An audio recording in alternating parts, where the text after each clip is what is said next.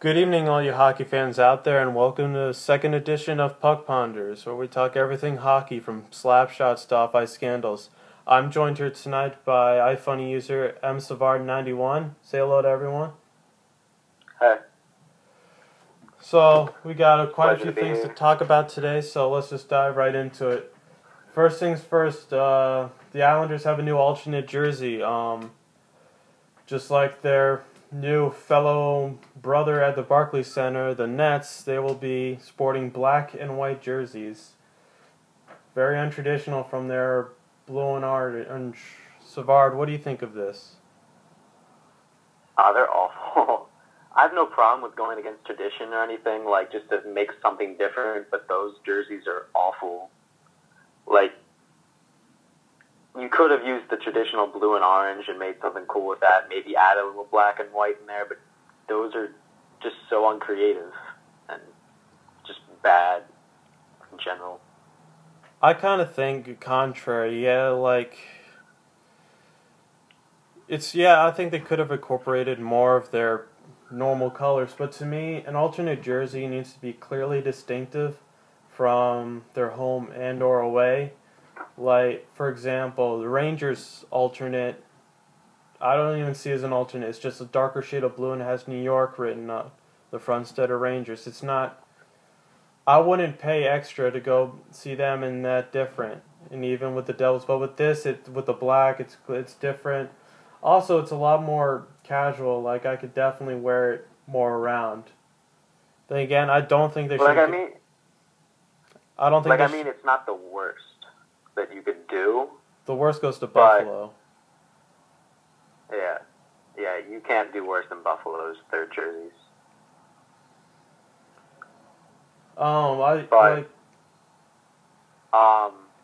Their other alternates from this year were way better though. Like, I don't see why you had to get rid of those. The Stadium Series ones. That was my biggest problem. I thought they were very beautiful. Like, before that, their predecessor was atrocious, and that was black with blue and orange and gray.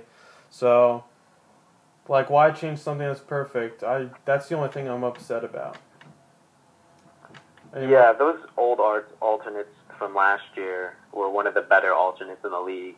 So, I know you have to appeal to the Brooklyn hipsters and fans and stuff, but why black and white? Exactly. Why have to go like the Nets?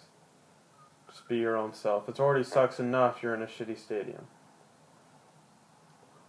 I don't know if some of you were hurt, but there's been some updates in the Kane investigation. Now, I'm not here saying, he did or didn't do it. That's up to when jury decides that. But I think there's some interesting things that I think you should know. Forensics ran some rape kits or whatever, figure out if there was any of Kane's DNA in parts of the victim's body that can indicate it, and there was none found. And she is reported that she will come out any day now with the press release about the events. It's been talked about. I saw on Bleacher Report that she may come out tomorrow and talk about it. Now, if she indeed was sexually assaulted by Kane, that's a very tough thing to do, to come out and relive those events. But the thing is, with the DNA test, yeah, she still may have been raped, but it is a way less likely chance now than before. I mean, there was DNA found, but that was like on her fingernails and shoulders, like places where rape wouldn't happen. But there's still a lot of factors go into it, but a lot of it's looking better for his case. I'm not saying either way or another, but both of them are not gonna come out clear in this. Yeah, I read something interesting today on the Anaheim Ducks SB Nation blog, and it was about somebody who wrote in about who had been some of the attempted sexual assault against her, and they had pinned her down, but she was able to kick them and get away. So that could have still happened, and that wouldn't bring up any DNA or anything because exactly, the clothes would still be on and everything. So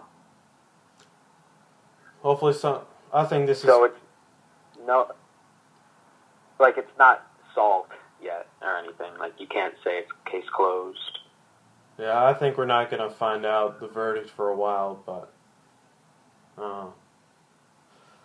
As changing the subject a bit, as you all know, the Avalanche are going to be hosting the Detroit Red Wings in the Coors Light Stadium Series this year in Colorado, and they just released their Stadium Series jerseys, and I gotta say, that's probably one of the ugliest jerseys I've ever seen. And then there's some pretty bad ones out there, Arizona. It's uncreative, especially it being white. You just have the Colorado State flag C in burgundy and blue, and then you have a burgundy and a silver stripe on the side, and then blue where the numbers are. It's just a bad displacement of colors and a bad logo to choose. What do you think of them? Well, they're better than the Islanders jerseys, but most things are better than those jerseys. Like, one team does have to wear white jerseys, as with any game. Like, I don't think they did a horrible job with it. Definitely could have been better. I have nothing against white jerseys. Half of my inventory in my life has been white jerseys. I think it's a little bit more formal, and I always think it's cool. Like some teams have colored shoulders to compensate for it, but it kind of reminds me of the Ducks' old white jersey, where it had a logo in the middle, but just heavily dominated by white, way more than it needed to be. Now, you could have added like a bigger fat logo in contrast. Like I would have done the Colorado Rockies one before they moved to New Jersey. They had the Rocky Mountains in the back. You could have added that to the jersey, like having a blue mountain, and that would have looked amazing. It would have been a deal maker for this jersey. But just having the C, it's not enough going on, in my opinion. Yeah. Maybe if it was burgundy or blue primary color, it'd be different, but it's not the case. Yeah. All right. Man, this next topic, I think more than hockey fans even know. This Yager attempt scandal. Apparently, a few days ago, he had relations with 18-year-old model in Czechoslovakia, and she threatened him that he must pay $2,000 to her or she'll release a photo of them in bed together. And he just said, "I don't care."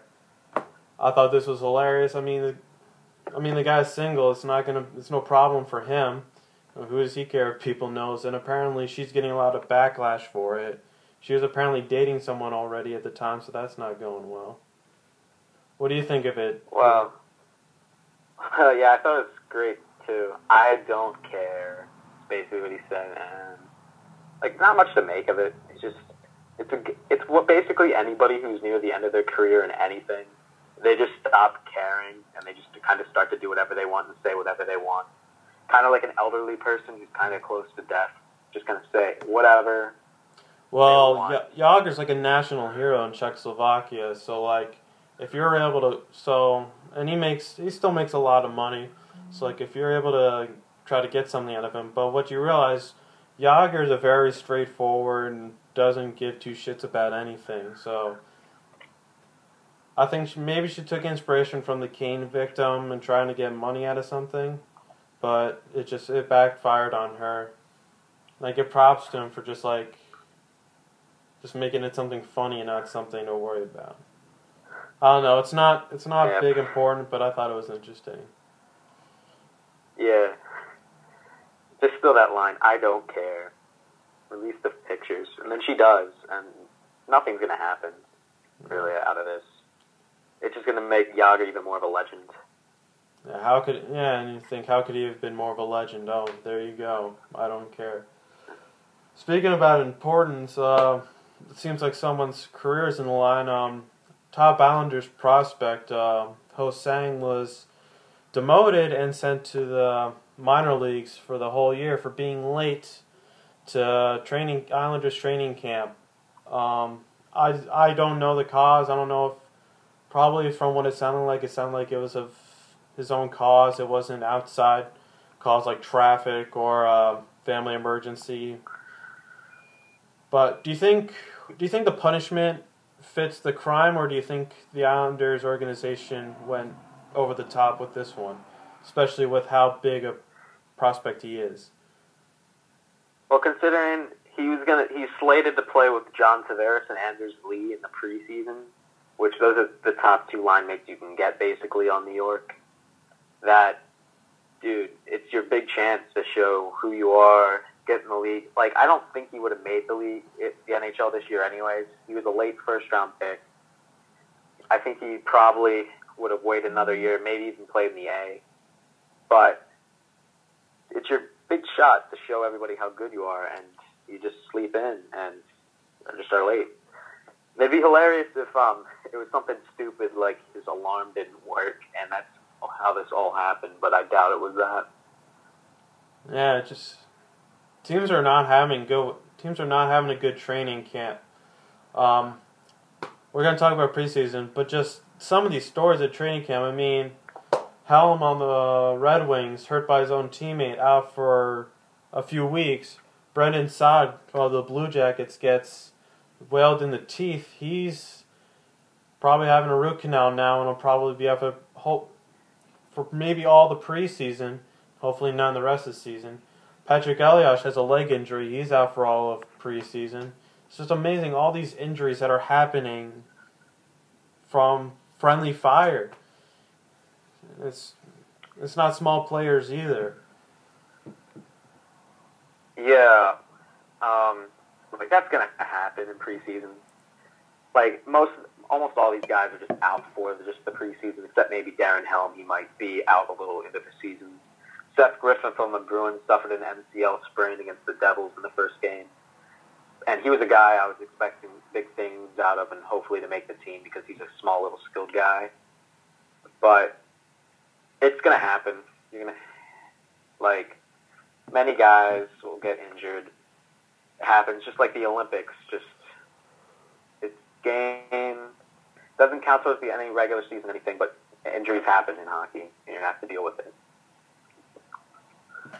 Well, my biggest thing is, I love the Blue Jackets, and just as you saw, they were plagued by injury last year.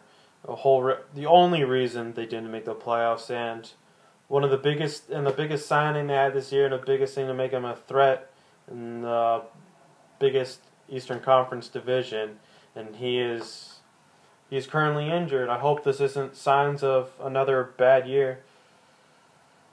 But so we can only pray. Yeah, I don't think the Blue Jackets can be injured as they were last season. The one problem I have with the Saad thing is the two guys that really boosted them almost to a playoff spot when they had that huge winning streak at the end were Artem Anisimov, who was out for most of the season until that end there, and Marko Dano, who were just playing really well. And the problem is they were the guys who got traded for Saad, and those are the two guys who pushed your team, and but I don't know. Saad, I think we got a combination of experience from Anisimov and just he's a little older, but still the young speed and aggressiveness of Marko Dano and Brendan Saad. Brendan Saad is not even in his mid-20s, and he's won 2 Stanley Cups. That just adds so much amount of experience and leadership that neither of the other two had. And I don't believe that they were the only two that led to it. I believe Hardin and Fligno and Johansson also contributed to their success at the end of the year, and I think they'll carry that to the end of the year. Certainly.